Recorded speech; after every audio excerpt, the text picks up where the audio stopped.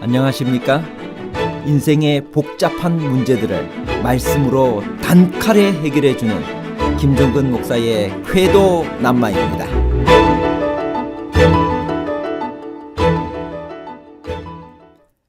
동일한 기도원에서 어떤 암 환자는 치유의 경험이 일어나고 어떤 사람은 치료가 일어나지 않는 일이 발생했습니다. 개인의 믿음의 기도 차이에 따라 치유가 일어날 수도 있고 일어나지 않을 수도 있을까요? 신유의 경험은 오늘날에도 가능한가요? 말씀 중심의 신앙이란 무엇일까요? 치유의 기적을 체험해야만 진짜 신앙인가요? 아니면 말씀 위에 굳게 서는 신앙이 먼저일까요? 신유 중심과 말씀 중심에 관한 복잡한 문제를 하나님 말씀의 가르침으로 명쾌하게 해결해 드리겠습니다. 신유란 무엇일까요? 마가복음 16장 20절. 제자들이 나가 두루 전파할새 주께서 함께 역사하사 그 따르는 표적으로 말씀을 확실히 증거하시니라. 신유란 말 그대로 신적인 치유를 의미합니다. 인간의 의술이나 방법에 의한 것이 아니라 하나님의 권능과 능력으로 말미암아 치유가 일어나는 것을 말합니다. 인간의 관점에서 볼 때는 불가능한 일이지만 천지를 창조하시고 우리를 지으신 하나님께서는 얼마든지 가능한 일입니다. 그러면 성경이 말하는 신유란 무엇일까요? 민수기 21장 8절. 여호와께서 모세에게 이르시되 불뱀을 만들어 장대 위에 달라 물린 자마다 그것을 보면 살리라. 출애굽기 15장 26절.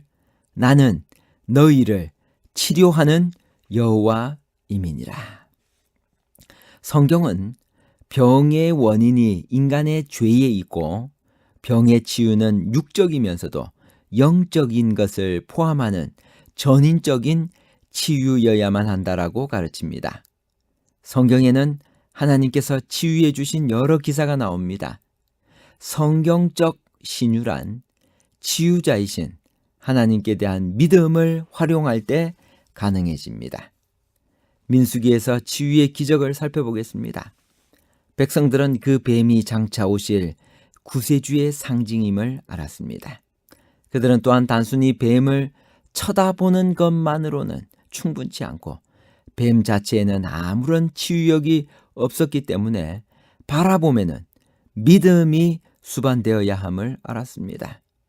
이스라엘 백성들이 불평함으로 말미암아 불뱀에 물려서 죽어가고 있었습니다. 쳐다보기만 하면 살 수 있다. 그런데 거기에는 믿음이 필요했다는 이야기예요. 만일 거룩한 치유자이신 하나님께 대한 믿음을 활용하지 않는다면 그 형상을 바라보고도 치유함을 받지 못할 수 있었습니다.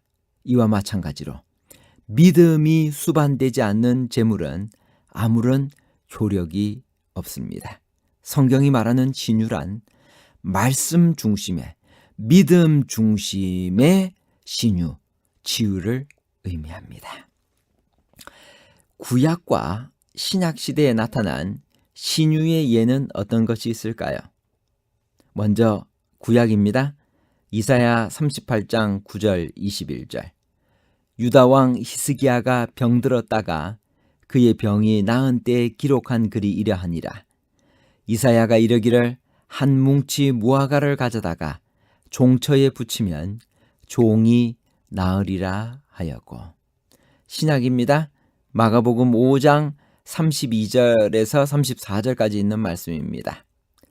예수께서 이 일 행한 여자를 보려고 둘러보시니 여자가 자기에게 이루어진 일을 알고 두려워하여 떨며 와서 그 앞에 엎드려 모든 사실을 여쭈니 예수께서 이르시되 딸아 내 믿음이 너를 구원하였으니 평안히 가라. 내 병에서 놓여 건강할지어다.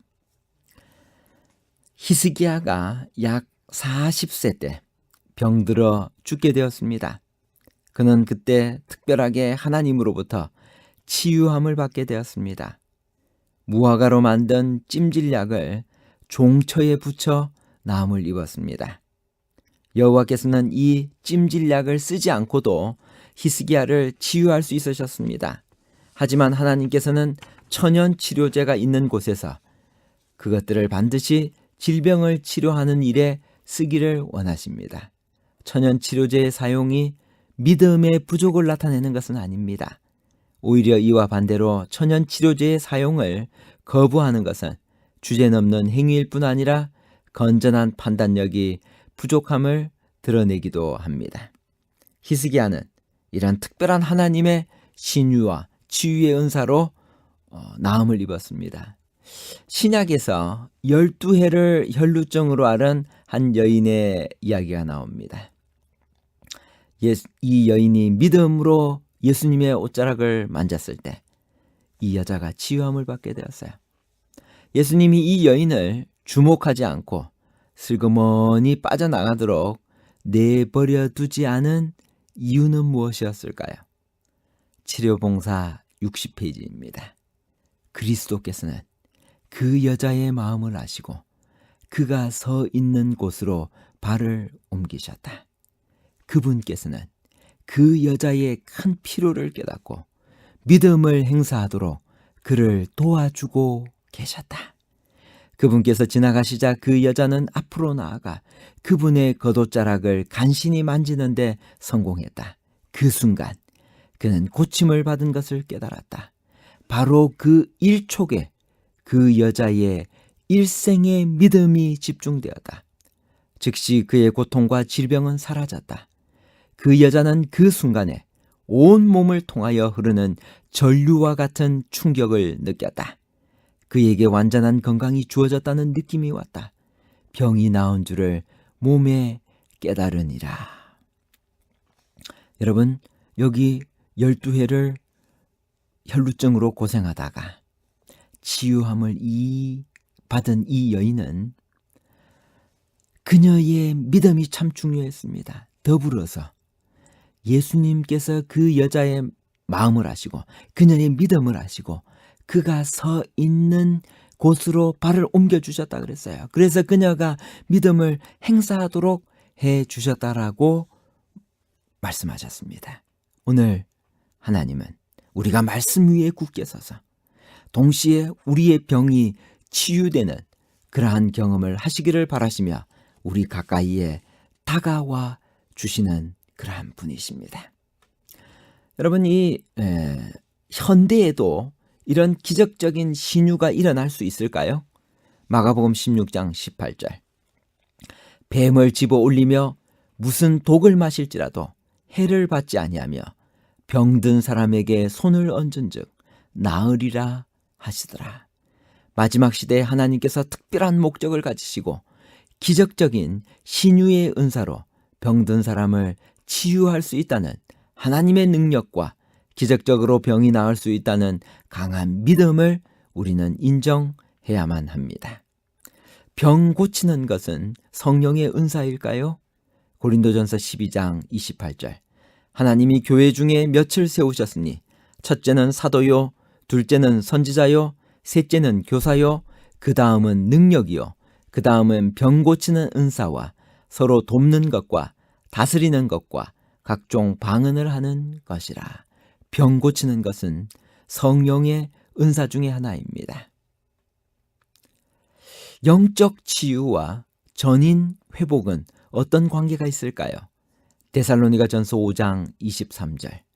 평강의 하나님이 친히 너희를 온전히 거룩하게 하시고 또 너희의 온 영과 혼과 몸이 우리 주 예수 그리스도께서 강림하실 때 흠없게 보존되기를 원하노라.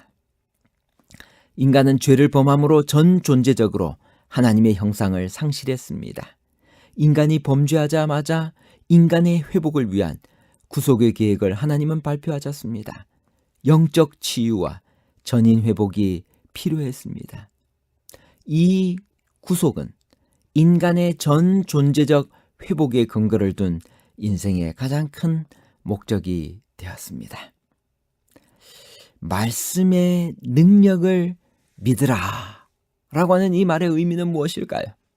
히브리서 4장 12절 13절 하나님의 말씀은 살아있고 활력이 있어 좌우의 날선 어떤 검보다도 예리하여 홍과 영과 및 관절과 골수를 찔러 쪼개기까지 하며 또 마음의 생각과 뜻을 판단하나니 지으신 것이 하나도 그 앞에 나타나지 않음이 없고 우리의 결산을 받으실 이의 눈앞에 만물이 벌거벗은 것 같이 드러나느니라. 오늘 우리의 신앙의 기초는 말씀 중심이 되어야 됩니다. 말씀 위에서 어떤 검보다도 예리하여 우리의 혼과 영과 관절과 골수를 찔러 쪼개기까지 하는 이 말씀 위에 굳건히 서서 살아가는 여러분과 제가 되기를 간절히 바랍니다. 결론입니다. 첫 번째, 신유란 말 그대로 신적인 치유를 의미합니다. 두 번째, 인간은 죄를 범함으로 전 존재적으로 하나님의 형상을 상실했습니다. 영적 치유와 전인 회복이 필요했습니다. 이 구속은 인간의 전 존재적 회복에 근거를 둔 것이었습니다. 세 번째, 사탄을 대적하고 승리하기 위해 하나님의 말씀 위에 굳게 서는 신앙생활을 살아야 합니다. 하나님의 말씀이 이론이 아닌 말씀이 생활화되어야만 합니다. 나의 삶을 통해 하나님의 말씀이 드러나야만 합니다. 감사합니다.